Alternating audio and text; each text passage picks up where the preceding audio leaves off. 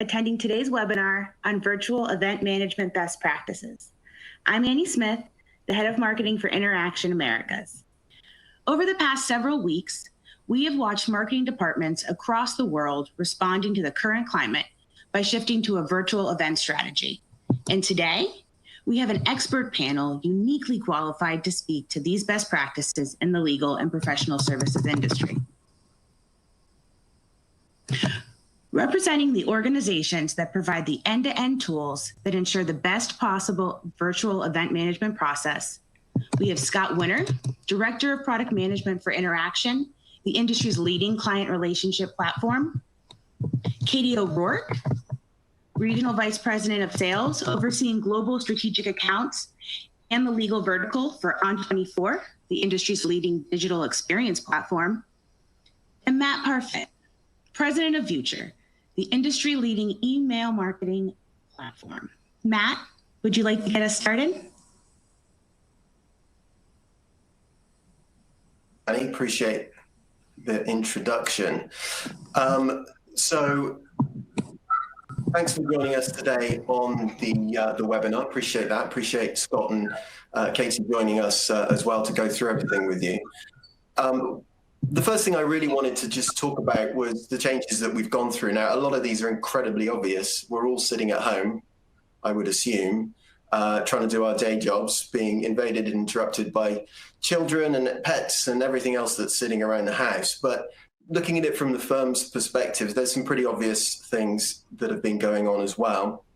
First of all, the lawyers, the professionals at your respective firms, they're working at home.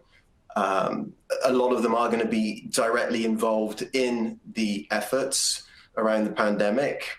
So they're going to be kept pretty busy. And probably nearly everybody else at your firm is going to be involved in a slightly more indirect way because the economy is a massive subject and there's a huge impact there as well. So they're kept pretty busy. Now, if we think about the lawyers and their travel, there isn't any. They're not commuting to work. They are not jumping on airplanes and going and visiting clients. So they do have more time to focus on their work. And there's a small minority of lawyers who actually don't have more work on their hands at all. There's less around. Now, what that means when it comes to the content we'll come to, and when it comes to the distribution of that content as well, we'll come to that. Marketing teams, all of you, you're all at home. Marketing teams, in a lot of cases, actually have ready access to the tools and that they need to do their jobs. Software as a service, easy access into the technologies and the resources that are in fact hosted at the firm as well. But everybody's at home.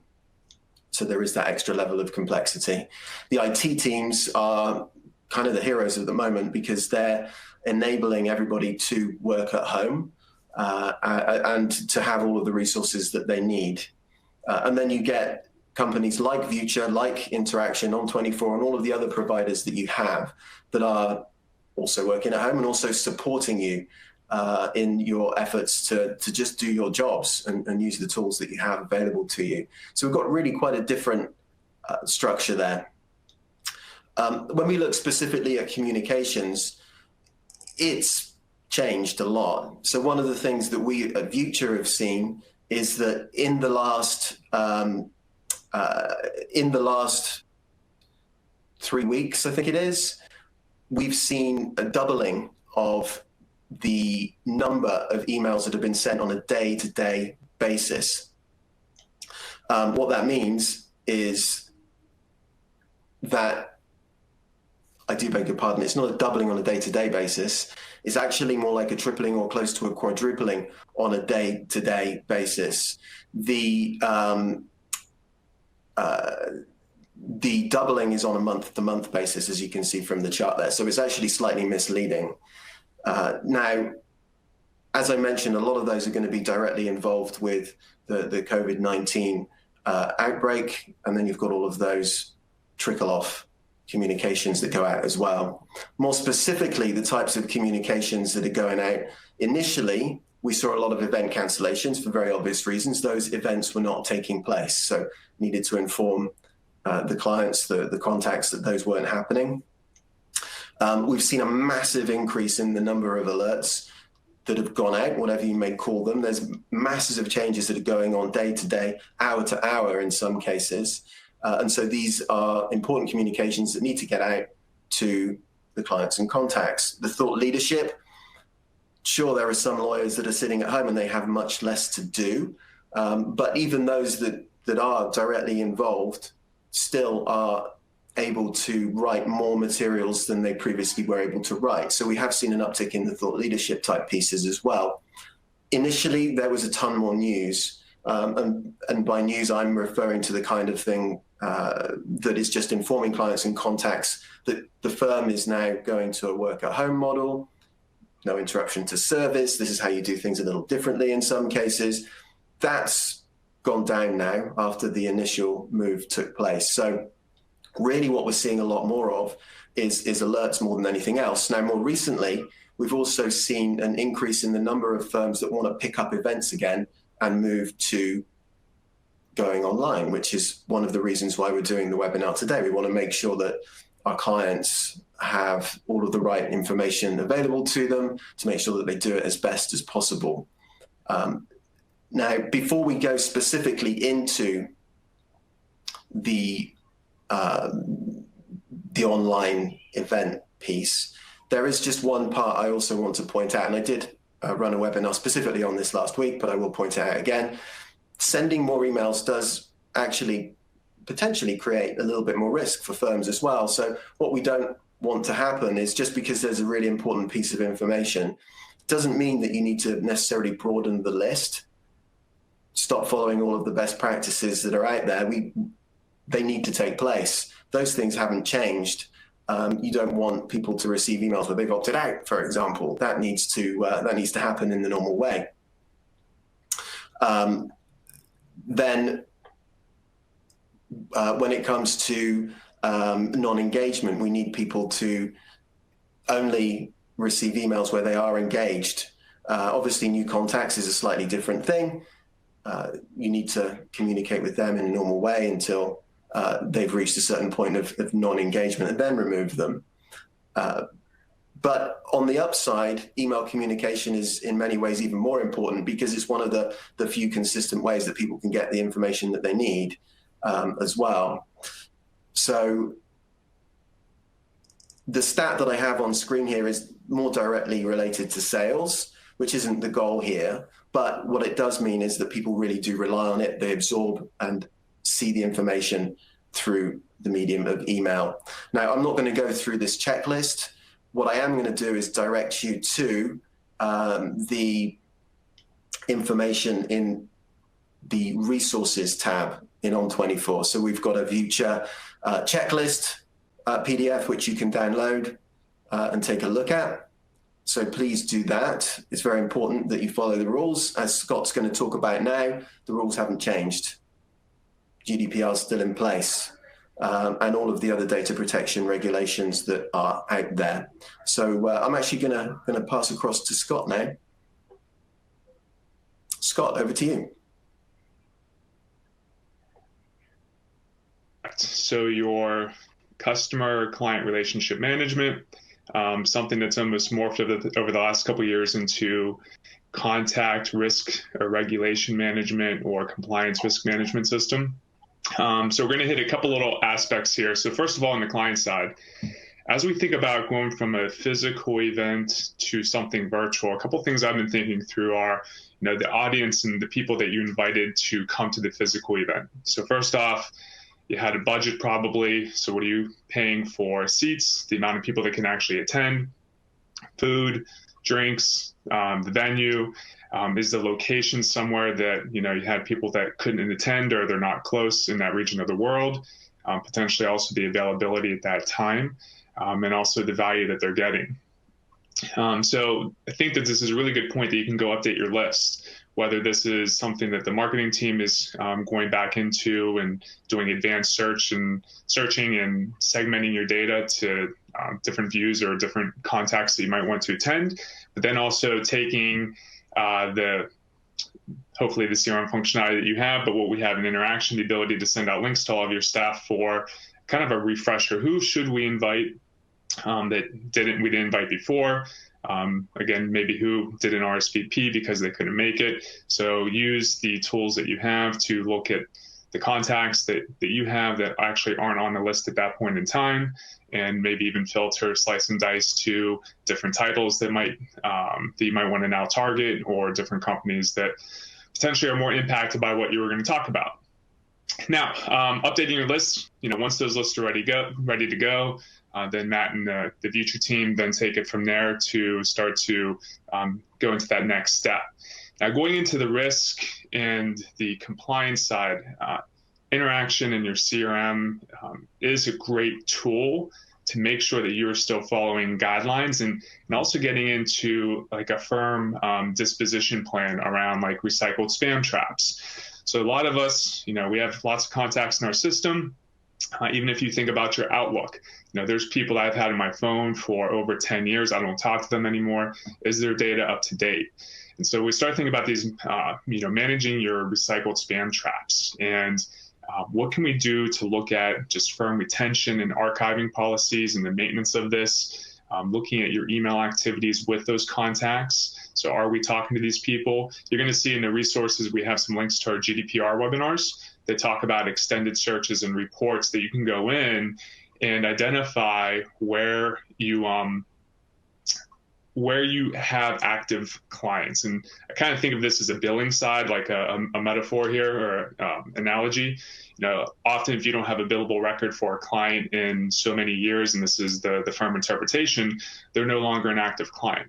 Same thing goes to the CRM side of the business. If you're not talking to them, do you have a business reason to even store them in your database? And we're all getting emails these days from people we've done business with maybe 10 years ago. Should we even be in their system? What's the engagement look like with your email outreach to these recipients? Are they going through the emails? You can watch through Vuture the clicking and the heat maps. So is it something that's actually being active?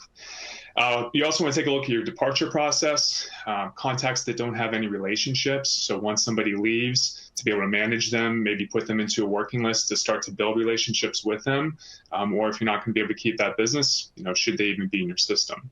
And I was talking to one of our clients yesterday and getting into bounce backs, and they had a great analogy here. We all worry about our credit scores. We all look at them, I guess not too much because it's a bad hit, but especially today where I guess refinance rates are pretty good. This is something we think about. Bounce backs are kind of like that. What's your credit score when it goes to spam? Are you continuing to hit people over and over and over again, which is going to drop that credit score? So leverage the tools that you get with Interaction and Vuture. If there is a bounce, you can go look at these in the bounce back folder, or within our Dataminder program, you can also look at the bounce backs there. And maybe before you send out a new list, or you're updating the list management, maybe make sure that all your tickets are up to date with anybody that's actually on that list. So another thing to think about with what you get with Interaction and Vuture, we both have a pretty unique tool set here. This is getting into Interaction's FDA rules. So these are folder dependency rules where we can have different things that are set up to move contacts around between folders based on different criteria. And Vuture has these things called email triggers. And what we can think through here is you get a new contact into your system. This contact could come from somebody putting in an Outlook through your system. It could be coming from an iPhone. It could be going through your website. If you have Vuture collecting contact information, you now have people that are signing up through the web. Sometimes they're real people. Sometimes they might be bots. So how can we look to make sure instantly that we're getting good contact information in our system? So with these rules, we can then see a new contact, set up a new contact folder that Vuture's looking at. And when a new contact comes in through these rules, so again, this gets into the GDPR, we want to quarantine a contact right away before it goes into the firm list to make sure that we're getting consent and the date of the consent, where the consent came from. But anybody that hasn't put a system like that out there, this could just be a new contact folder to catch those records. Now, as soon as the record comes in, a lot of your GCs have implemented some thought process or programs around. We want to let the contact know within so many hours that we have now collected their information. And again, for some, it might be we've collected your information, can I have your consent? And for others, it might just be a notification. So you can set up a, X hour. So what is your interpretation here for the system to go look at that new contact folder and now send that person something right away. So instantly you're now hitting that email address and you're starting to identify, was it real or was it a bot? So as soon as Future does this, they can write an activity back that's going to go into interaction. And now when we have the activity, now we can put those rules into play again, and they now can move the contact from the new contact folder to either a pending list if you're waiting for more consent information for the different regulations, or maybe just put them into the wild and go into the firm list. And now we know that, hey, this contact is real, and we have that confirmation. So overall, to echo a little bit of what Matt just said, we've seen a lot of emails coming in. I see them personally. It seems like with COVID-19, where some are just forgetting the rules. So overall, we can't forget about data quality during these times. We can't just start spamming everybody, here's what's coming up, or sending out communications too often. Don't forget about GDPR and CCPA, because those regulatory committees, they're not going to forget about what you're doing. So with that, I will now pass it on to Katie.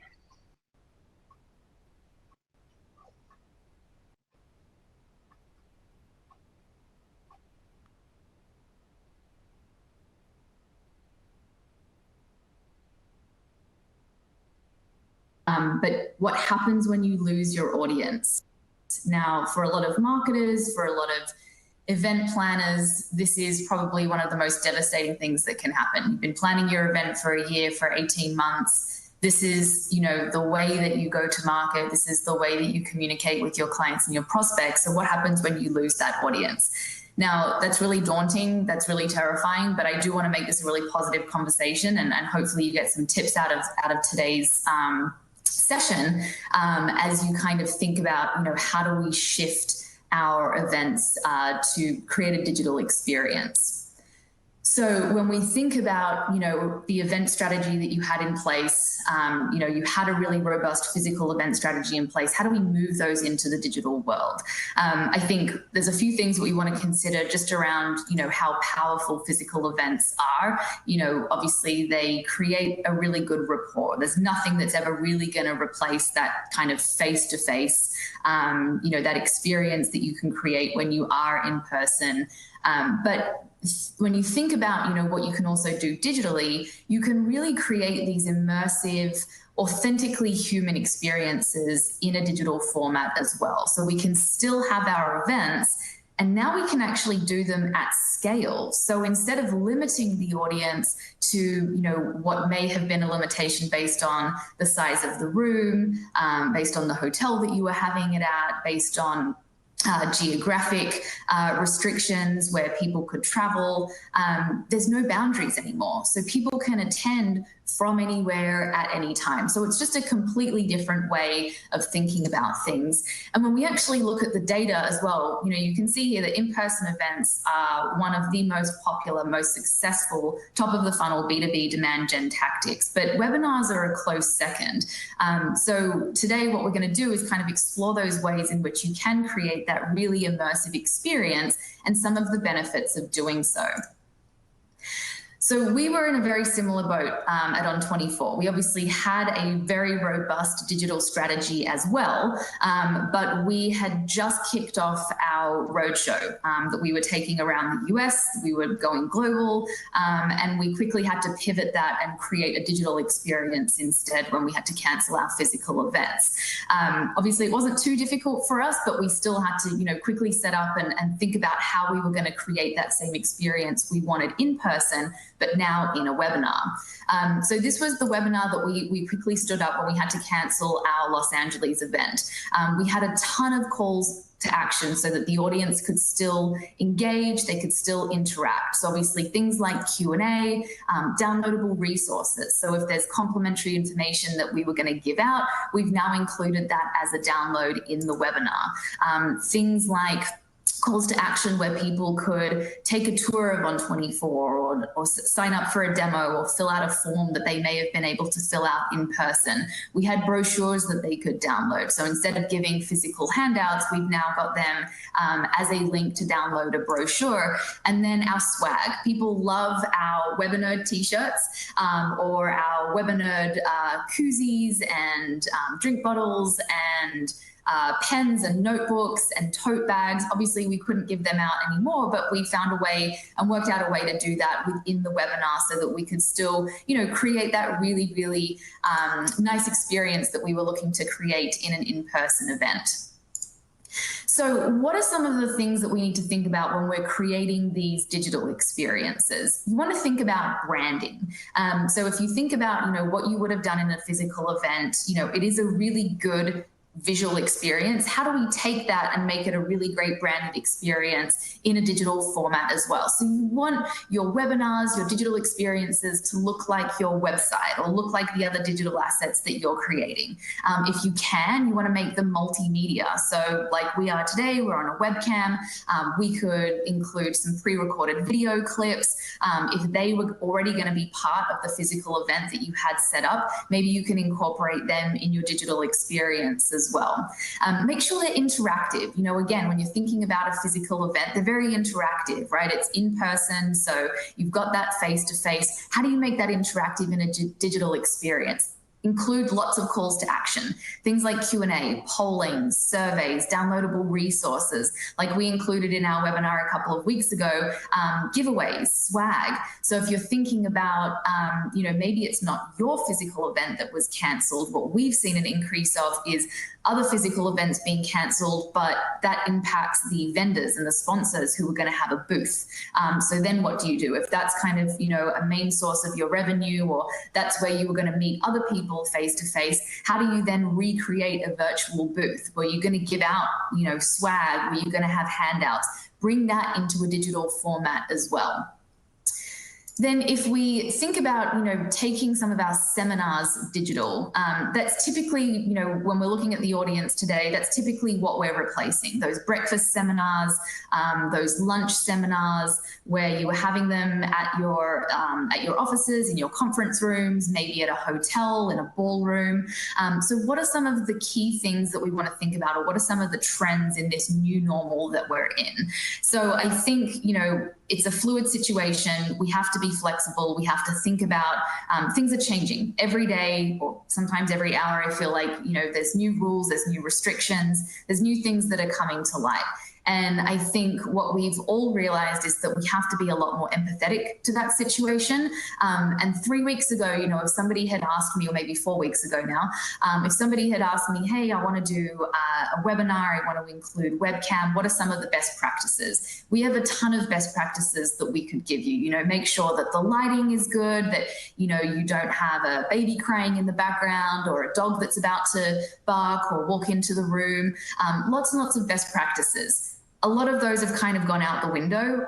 Everybody's in this kind of new normal where we're all working from home. You might have kids at home. I've got my dog at home who I feel like is barking more than she's ever barked before. Just when we were even rehearsing our webinar last week, she somehow worked out how to open the door with her nose. Before, I probably would have been mortified that that happened, but we're all living in this new normal that it's just kind of become what's happening to everybody. I saw a webinar posted on LinkedIn from one of our clients last week where a father was holding his 9-month-old while presenting on a webcam. Matt's actually sitting on his kid's little yellow chair presenting from his home today, which probably he wouldn't have been doing a couple of weeks ago if he was presenting from the office in New York. So getting creative, just having that empathy around, that everybody is in this new normal, and having that level of sensitivity around it as well. I think something else that we've noticed is clients are getting really creative in the way that they're presenting on their webinars. So I'm just sitting in my office now, and I've just kind of got my normal background because I generally work from home, but I saw somebody else post on LinkedIn that they put up a really beautiful, it looked like the Great Barrier Reef on their television and sat in front of that. and it looked like they were almost in front of a green screen. And I thought that was really, really creative. So we're seeing really creative ways in which our clients are including calls to action, recreating that physical experience in a digital environment, and it's really great to see. So I wanted to show you a couple of examples here. So this is an example, as you're obviously watching now, we're on a webcam-based panel, but just different ways in which you can set that up. You know, again, as we're thinking about being more empathetic and everybody is in the same situation, you know, your attorneys are also in the same situation. They're at home. So, you know, whereas there may have been a little hesitation to be on camera, we're all on camera now. We're all working from home. We all might have kind of strange backgrounds. It's okay. And I think the last example that I want to show you here is just a few other calls to action. So I know, you know, not only are kind of physical events that were around marketing, kind of top of the funnel thought leadership being cancelled, but your CLE events are being cancelled as well. So thinking about how you can take them and create a digital experience, but still provide CLE, you can do that in a webinar as well. So when we think about what else we can get from a webinar, I think, you know, obviously face-to-face is powerful. We know what we know when we meet somebody, whether it's at a trade show or conference, whether they're coming to our physical event, but there's kind of very little information we actually get from a physical event. You know, as I said, nothing can really replace that face-to-face rapport that you might build. But other than maybe a booth scan or somebody filling out a quick survey before they leave, you get their demographic information, that's about it. So the amazing thing about these digital experiences is the data that you're capturing. So now you can actually capture the digital body language, and it's beyond just the number of minutes that somebody's watching, right? That's great. But again, you know, in this new normal, there's lots of distractions. So what other questions did they ask? Or what calls to action did they click on? Or what content were they most interested in? Suddenly we have access to all of this data that we previously didn't have before, because we've moved our events into a digital experience. So all of this data is now available in real time, and that's a real game changer. So now you're not only able to offer partners, you know, a new digital experience, more than just a list of people, you know, kind of a spreadsheet of, hey, here's the people that we had registered and here's their demographic data. You're offering intelligence, actionable data. So, you know, I think the biggest difference there between something that's physical and digital is that you have that actionable data where you can now make those more informed decisions. So when we think about considerations for planning a digital event, here are some of the questions that you should be asking yourself. And this is particularly important for, you know, some of you who this may be a completely new world to. Maybe you've always been physical. You know, what are some of the things that you really need to consider? So how many attendees are you planning for? Again, back to my first point, it may have been, you know, a small, intimate kind of physical event because that's just what you were limited by the size of the room. So how many attendees do you think you're planning for? Do you need to include any kind of sponsorship? Are there other vendors that, you know, could maybe chip in and help out? What type of sessions are you looking to host? Are these training sessions? Is this kind of marketing, top of the funnel, thought leadership? Do you want to include networking opportunities? And then how many sessions are you running? Is this a one-off? Is this a series? So these are some of the considerations that you would want to think about. And I think overall, what business challenge are you trying to solve? What is the business issue that this event is going to help solve, other than, you know, our physical event was cancelled and we now need to move digital? So final thing I just wanted to add here is, you know, when we think about, you know, our event strategy at On24 has always been a mix of physical and digital. You know, physical serves a purpose and digital is a complement to anything that we're doing physically. Reasons being, you know, as I said before, restrictions around the size of the location that you may have, geographic restrictions, maybe people just can't travel at the time, they're on PTO, they don't want to take 3 hours out of their day to go to a 1 hour event. So I think when we look at, you know, how we're kind of pivoting into this new normal, it's not a band-aid. This is a strategy for the future. You know, so depending on how this kind of all plays out and where we end up, I think what we're going to see is an influx of, you know, more digital events that are complementary to what you may have as a physical event strategy. So moving over to questions, we've had some questions that have been sent through as we've kind of gone through our presentations. But if you have any other questions that Scott, Matt, or I can answer, please make sure that you submit them now. I'm going to hand it back over to Matt. Thanks, Katie. And thank you for pointing out that I'm using my my daughter's chairs to help me in the presentation. Here's one of them. This is the one I used for my mouse pad. Anyway, a lot of the questions that came in actually directly relate to what I was going to talk about next anyway, before we go to the rest of the questions, which is how does one set this kind of system up using the technology that is to hand?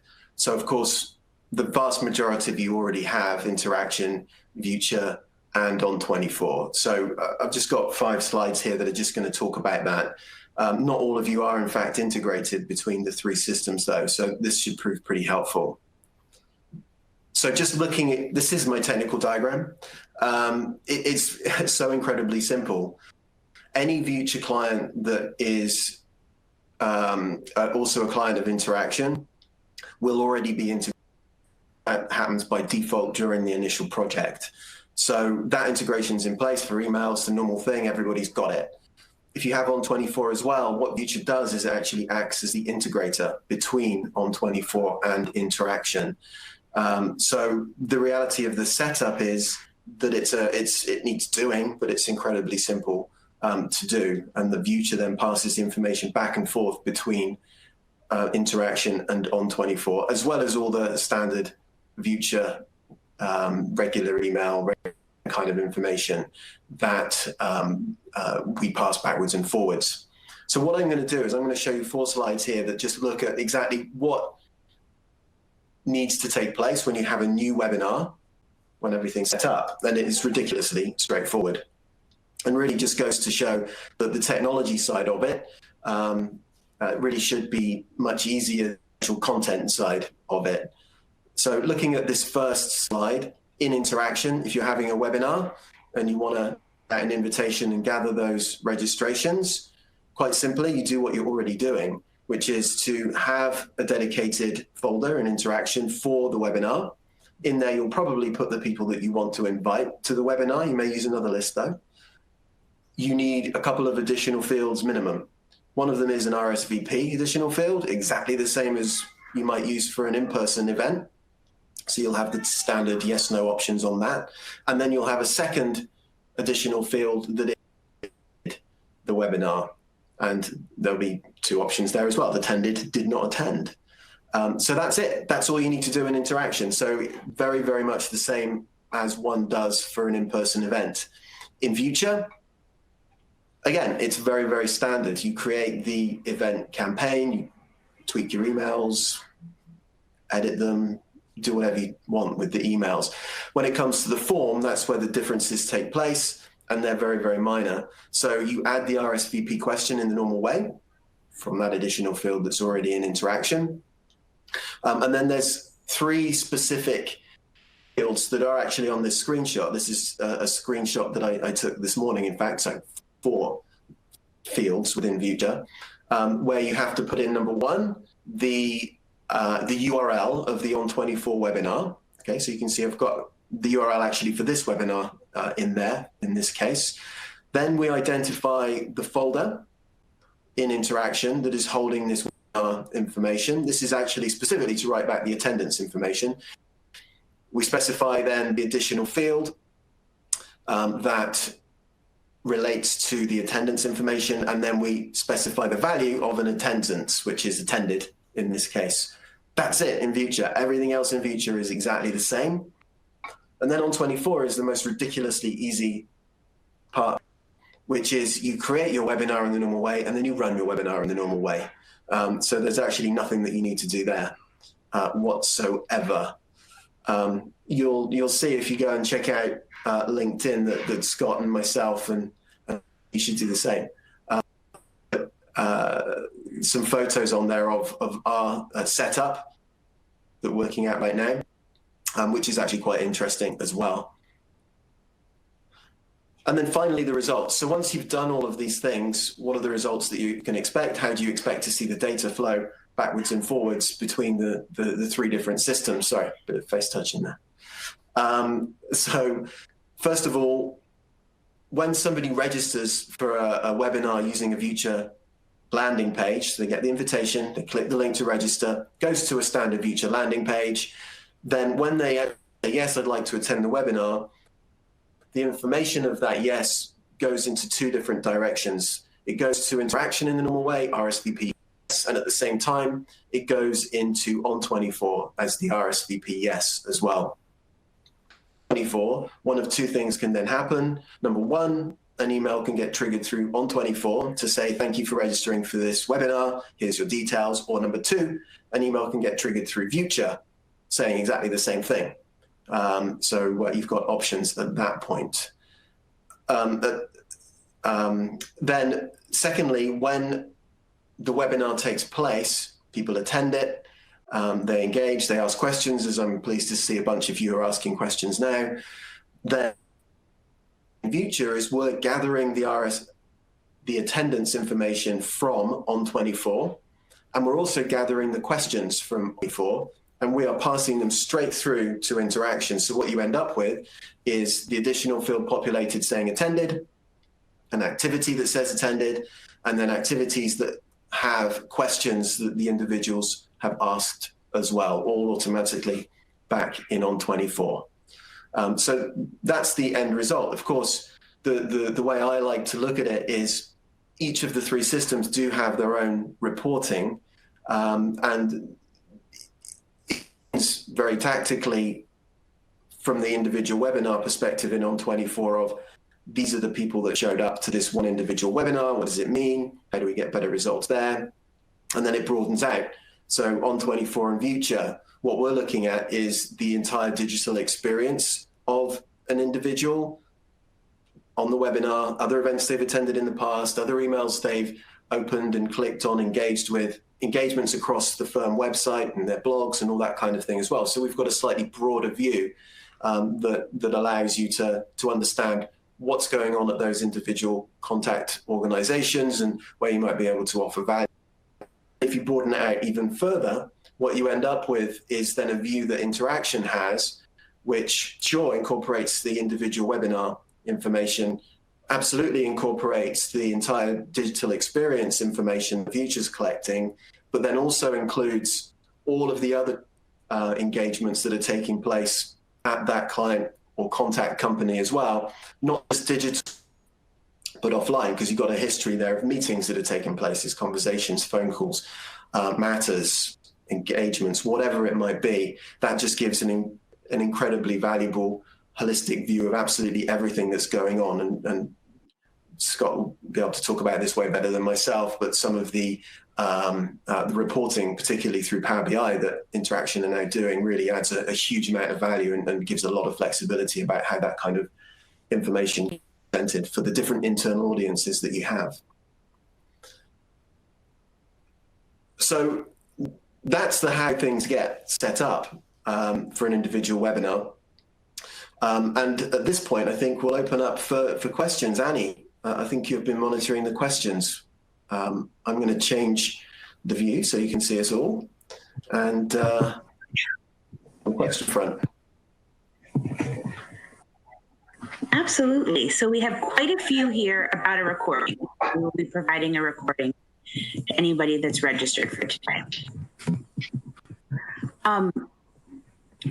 Let's see, let's start with, Katie, we have quite a few around the process, around how you were able to provide swag to virtual attendees. Could you maybe walk everybody through that? Yeah, absolutely. So our marketing team had previously set up with another company, I think they call it the PFL page, where they're able to almost set up like a virtual shop. And so we're able to provide attendees with a link. They can select the swag that they want, or we can kind of curate it for them. And then they can pop in their own details, and that's shipped automatically from the vendor. So that's how we were able to give away swag. Great. We have a couple other ones here around best practices for speakers that might not have a lot of experience or are nervous about technology, might not have a good setup? Could you maybe speak to that a little bit as well? Yeah, absolutely. And I think this is a question that we would get asked regardless of the kind of situation we're in right now, where everyone is working from home and that maybe the tech setup isn't the best for them.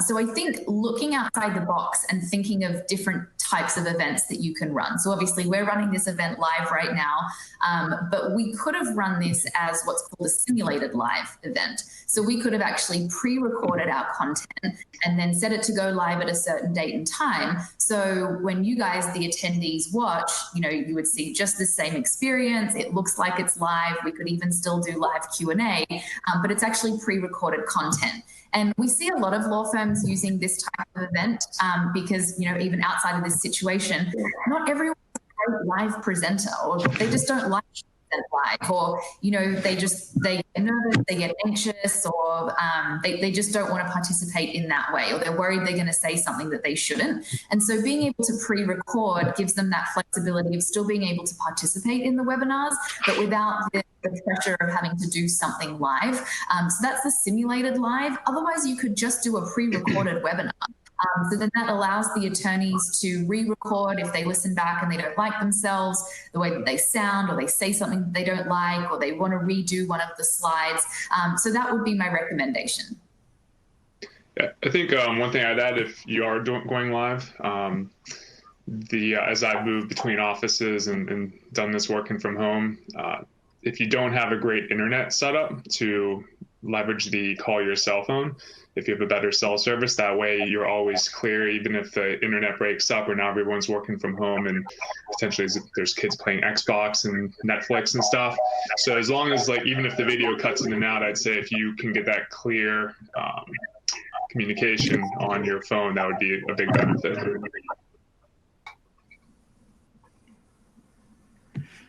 Great. Scott, there's also a question here for you on the extended searches you mentioned, and can we follow up? So absolutely. We'll make sure that you have somebody to follow up on those extended searches.